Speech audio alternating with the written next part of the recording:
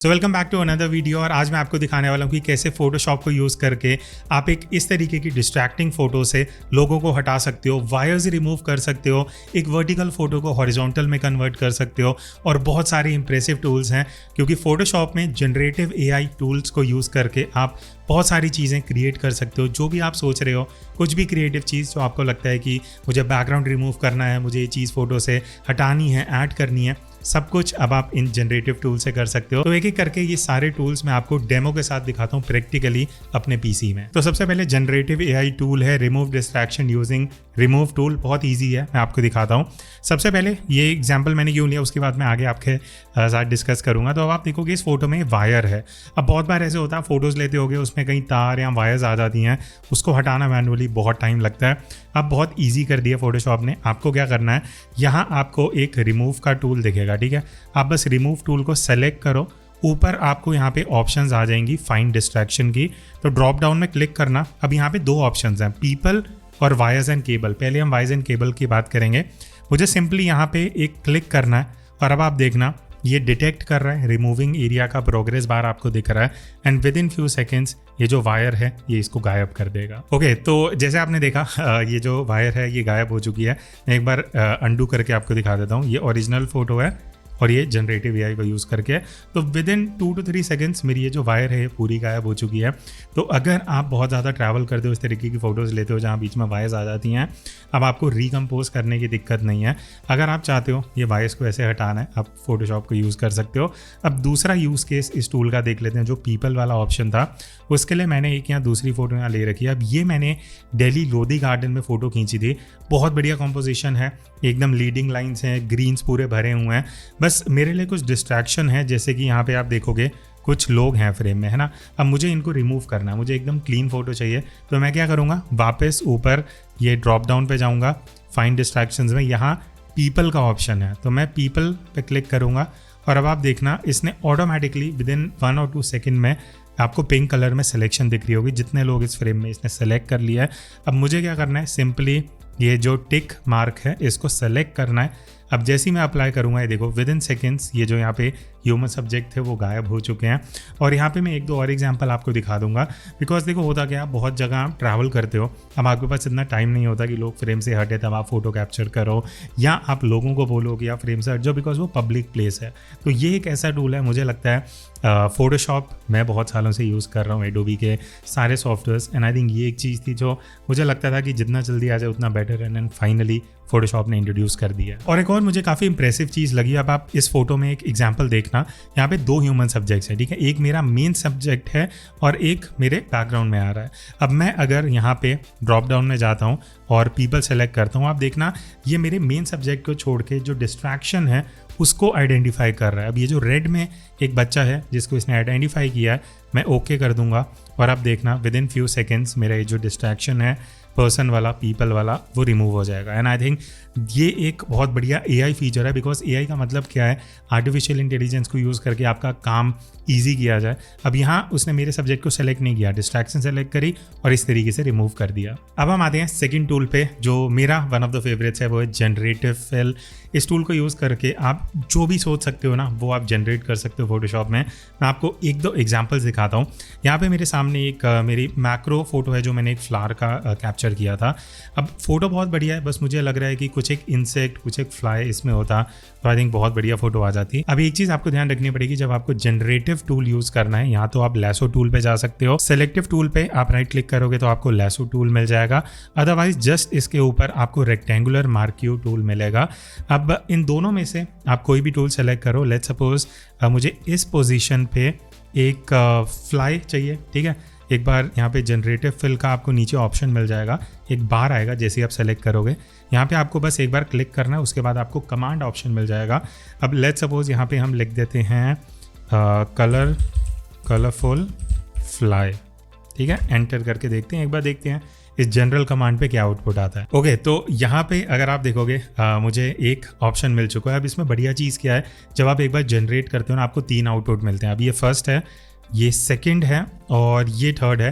I think third मुझे थोड़ा सा ज़्यादा रियलिस्टिक लग रहा है। फर्स्ट एक बार दोबारा देख लेते हैं। अब यहाँ पे आई थिंक ये वाला आउटपुट मुझे काफ़ी सही लग रहा है, बट फ्लाई के अलावा और भी चीज़ें ट्राई करते हैं, देखते हैं कि फोटोशॉप में और क्या क्या चीज़ें हम इस पर्टिकुलर ऑप्शन में सेलेक्ट कर सकते हैं। अब मैं कलरफुल फ्लाई को हटा के रेड एंड एक बार सर्च करते हैं। ओके, तो इस तरीके से कुछ आउटपुट आया। एंड आई थिंक अगर आप ध्यान से देखोगे, मैं आपको जूम करके भी दिखाता हूँ, आप देख रहे हो एंड के एजेस को इतना बढ़िया फिनिश किया है कि मेरा फ्लावर कहीं भी वो आर्टिफिशियल कटआउट इफेक्ट नहीं दे रहा। अब यहाँ पे और ऑप्शंस भी हैं, आई थिंक ये वाला भी एक ऑप्शन है, ये वाला भी है। अब यहाँ पे क्या हो रहा है, अगर इस ऑप्शन में मैं देखूँ थोड़ा सा ब्लर है, बिकॉज वो डेप्थ मैपिंग को भी कंसिडर कर रहा है, which is I think next level thing, क्योंकि अगर एकदम फ्लैट दे देगा और इस फोटो में डेप्थ है तो कहीं ना कहीं वो मैच नहीं करेगा। तो आई थिंक ये वाला एक बहुत सही ऑप्शन है, एंड इवन फर्स्ट वाला ऑप्शन इज़ वेरी गुड। अब एक और इसमें एडवांस फीचर है, नेक्स्ट स्टेप है जनरेटिव फिल का। उसमें क्या है, जब आपका यहाँ पे आउटपुट आ जाता है, यहाँ पे ना आपको 3 डॉट्स मिलेंगे विच इज़ मोर ऑप्शंस। आप जैसे ही टैप करोगे जनरेट सिमिलर का एक आपको कमांड दिखेगा, मुझे सिंपली यहाँ पे क्लिक करना है। अब इसी तरीके के जो सिमिलर आउटपुट है वो फोटोशॉप जनरेट करके मुझे दे देगा। तो ये मेरा फर्स्ट ऑप्शन है, ये सेकंड है, ये थर्ड है। तो इस तरीके से मान लेते हैं मुझे और ऑप्शन चाहिए तो मैं फिर से जनरेट कर सकता हूँ। अच्छा, अब जो नेक्स्ट जनरेटिव एआई टूल है वो है जनरेटिव एक्सपैंड, और अगेन इसमें बहुत सारी पॉसिबिलिटीज़ हैं। 2 मैं आपको यूज़ केस दिखाने वाला हूँ जो प्रैक्टिकली मुझे लगता है मेरे यूज़ केस में काम आ सकते हैं। आई एम श्योर आप भी यूज़ कर पाओगे। अब अगर आप इस फोटो में देखोगे, नीचे ये जो ज़ीब्रा क्रॉसिंग होती है ना, उसकी लाइंस हैं। अब ऑब्वियसली जब मैंने फोटो ली मेरे पास एक लिमिटेशन था, एक डिस्टेंस का, एक फोकल लेंथ का, बट मुझे बाद में लगा काश मैं थोड़ा और एक्सपैंड कर सकता था इस चीज़ को। तो अब एक्सपैंड करने के लिए बहुत सिंपल सी चीज़ है, आपको क्या करना है, यहाँ पे क्रॉप टूल को सेलेक्ट करना है, आपको इस तरीके से ऑप्शन मिल जाएगी। अब आप जिस भी जगह पे नीचे ऊपर लेफ्ट राइट जो भी एक्सपैंड करना चाहते हैं आप कर सकते हो। पहले मैं नीचे की तरफ एक्सपैंड करके देखना चाहूँगा। लेट्स सपोज इतना एरिया अगर मुझे एक्सपैंड करना है, तो जनरेटिव पे क्लिक करने के बाद यहाँ पे आपको इस तरीके से ऑप्शन आएगा। आप कुछ टेक्स्ट भी लिख सकते हो अगर आपको कमांड देनी है, कुछ एक्सपैंड करके कुछ और आप क्रिएट करना चाहते हो। बट मैं अभी के लिए जस्ट सिंपल इसको ऐसे ही रखूँगा ब्लैंक, जनरेट पे क्लिक करूंगा and with in few seconds देखते हैं कि आउटपुट निकल के आता है। ओके, तो ये जो आप आउटपुट देख रहे हो, आई थिंक अगर ऐसा कुछ मैं कैप्चर कर पाता उस टाइम पे, ये एक्चुअली मेरा विजन था एंड मुझे यहाँ पे जनरेटिव एक्सपैंड से ये चीज़ मिल पा रही है। मैं हल्का सा जूम आउट करके आपको दिखाता हूँ। अब आप देखो कितना डेप्थ क्रिएट हो रहा है, मेरा फोरग्राउंड क्रिएट हो रहा है, मुझे एक प्रॉपर एक एम्बियंस मिल रहा है, बहुत ज़्यादा डेप्थ आ रही है, लाइन्स क्रिएट हो रही हैं, और आई थिंक यही इस टूल का बेनिफिट है। इसको फर्दर लेके जाते हैं, मैं फिर से क्रॉप पे जाता हूँ, थोड़ा सा लेफ्ट एंड राइट एक्सपैंड करके एक बार देखते हैं। लेट्स सी क्रिएटिविटी कहाँ तक इसको लेके जाती है। मैं जनरेट पे क्लिक कर रहा हूँ एंड ऑटोमेटिकली देखते हैं फोटोशॉप क्या आउटपुट निकाल के देता है। अमेजिंग। अगर आप लेफ्ट एंड राइट में देखोगे बहुत सारी चीज़ें इसने ऑटोमेटिकली फिर करने को ट्राई करा है। इवन जो मेरी लाइंस हैं, जो ज़ीब्रा क्रॉसिंग की लाइंस हैं, वो एक्सपैंड हो चुकी हैं एंड अमेजिंग। ऑब्वियसली हम इसको फोटो नहीं बोलेंगे, it is obviously a digital art, but it depends आप किस यूज़ में इसको लेके आ रहे हो, उस हिसाब से आप ये चीज़ें क्रिएट कर सकते हो। अच्छा, अब जो मैं इसका दूसरा यूज़ दिखाने वाला हूँ वो आपका माइंड ब्लो कर सकता है। एक वर्टिकल फोटो को कैसे हॉरिजॉन्टल बना सकते हैं, आई थिंक हर कोई करना चाहेगा। बिकॉज अब जैसे ये फोटो का एग्जाम्पल ले लो, मैंने जब ये मुंबई में क्लिक करी, मैंने वर्टिकल ही मुझे अच्छा लग रहा था, बट बाद में मुझे रियलाइज़ हुआ काश मैं इसको हॉरिजॉन्टल में कैप्चर कर सकता था। तो एक बार ट्राई करके देखते हैं। मैं राइट साइड पे एक्सपैंड करता हूँ और थोड़ा सा लेफ्ट साइड पे एक्सपैंड कर लेते हैं। इवन हॉरिजॉन्टली क्यों, थोड़ा और कुछ एस्पेक्ट रेशियो ट्राई करते हैं इस तरीके से, और मैं जस्ट जनरेट पे कैप्चर करूँगा एंड लेट्स सी क्या आउटपुट निकल के आता है। ओके, तो ये मेरी फोटो यहाँ पे आ चुकी है and it is amazing because अगर आप देखोगे राइट साइड वाला इसने बहुत चीज़ें खुद जनरेट करी हैं, नीचे जो पत्थर वगैरह हैं वो खुद जनरेट होके आए हैं। एंड अगर आप यहाँ बिफोर एंड आफ्टर एक बार कंपेयर करके देखोगे, बहुत अमेजिंग डिफरेंस है। और ये कुछ एक वर्जन है जिसको इवन अगर मैं थोड़ा क्रॉप भी कर दूँ ऊपर से, still it is a much better version than जो मेरे पास ऑलरेडी था। इसका एक और यूज़ केस देखते हैं जहाँ पे मैं अपनी फ़ोटो लेता हूँ। अब मान लेते हैं मेरी एक फ़ोटो है, ठीक है, मैंने वर्टिकल में ही कैप्चर की हुई है ऑब्वियसली, बट मैं चाहता हूँ कि इसको और ज़्यादा हम एक्सपैंड करें, लेफ्ट साइड भी राइट साइड भी थोड़ा एक्सपैंड कर लेते हैं। और यहाँ मैं अब लिख देता हूँ फॉरेस्ट, जस्ट फॉरेस्ट लिख के एक बार जनरेट करके देखते हैं एंड देखते हैं क्या फॉरेस्ट टाइप करने पे क्या आउटपुट निकल के आता है। बिकॉज अभी तक हम फोटोशॉप पे रिलाई कर रहे थे, अब मैंने एक कमांड दी है पर्टिकुलरली एक थीम के ऊपर विच इज़ फॉरेस्ट, बिकॉज पीछे वैसे ही कुछ ना कुछ बैकग्राउंड था एंड ऑब्वियसली ऑटोमेटिक जनरेट होने पे ओके रिजल्ट आ चुका है एंड हियर इट इज़। वही डेप्थ मिली है मुझे पीछे एंड ऑब्वियसली ऐसा सिनेरियो ऑब्वियसली नहीं था, बट बहुत हद तक क्लोज टू दैट ये कहीं ना कहीं कैप्चर कर पा रहा है और बिना कुछ एज डिटेक्शन को ख़राब किए, कुछ डेप्थ को ख़राब करे, मुझे ऐसा आउटपुट मिल चुका है and I think it looks amazing. अब हम बात करते हैं लास्ट जनरेटिव टूल की, वो है रिमूव बैकग्राउंड। और बहुत अमेजिंग चीज़ें हैं इसमें भी, मैं आपको 2 यूज़ केस दिखाने वाला हूँ। सबसे पहले मैंने एक ये पोर्ट्रेट है जो पुष्कर राजस्थान में कैप्चर किया था आज से 2-3 साल पहले। बहुत अमेजिंग फ़ोटो है। बैकग्राउंड मुझे लगता है थोड़ा बेटर हो सकता था। तो यहाँ पे अब देखो, आपको बेसिकली क्या करना है, आप जब ये रेक्टेंगल मार्क्यू टूल पे होगे ना, आपको ऑटोमेटिकली फोटो के नीचे रिमूव बैकग्राउंड का ऑप्शन दिख जाएगा। आपको बस यहाँ क्लिक करना है, automatically with in a couple of seconds इसने मेरा बैकग्राउंड रिमूव कर दिया है, जो बहुत अमेजिंग है। मुझे किसी और ऐप में जाने की ज़रूरत ही नहीं है, फोटोशॉप में ही आप बैकग्राउंड रिमूव आप कर सकते हो। अब बैकग्राउंड चेंज कैसे करना है, तो देखो यहाँ पे इसके साइड में ही जनरेट बैकग्राउंड का ऑप्शन लिखा हुआ आ गया है और मैं यहाँ पे क्लिक करूँगा।